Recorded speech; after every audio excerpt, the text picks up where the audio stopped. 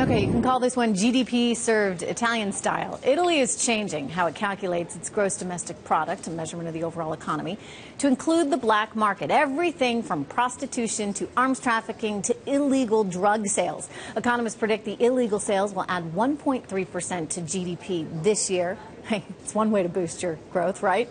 But it could also backfire.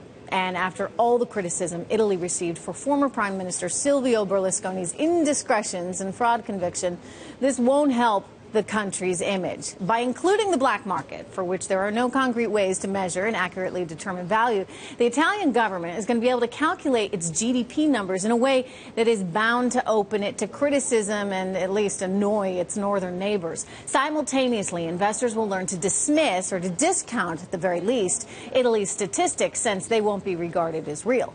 Now, the reason Italy is becoming creative with its accounting is because it wants to, and the European Union needs it to, look better on paper. After all, a larger overall economy will enable Italy to lower its debt to GDP ratio, which is, of course, an essential part of meeting the EU's financial standards. So theoretically, this should enable Italy to borrow more money.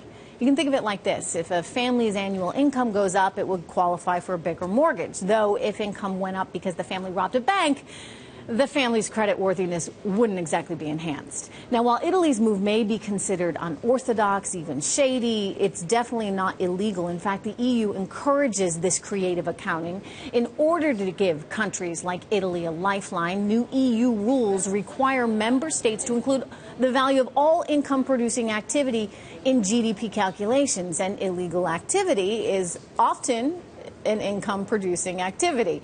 Italy is the first and only country, though, to take advantage of this so far, but others, like Spain, for which 20% of the overall economy is believed to be black market, and Greece may soon follow.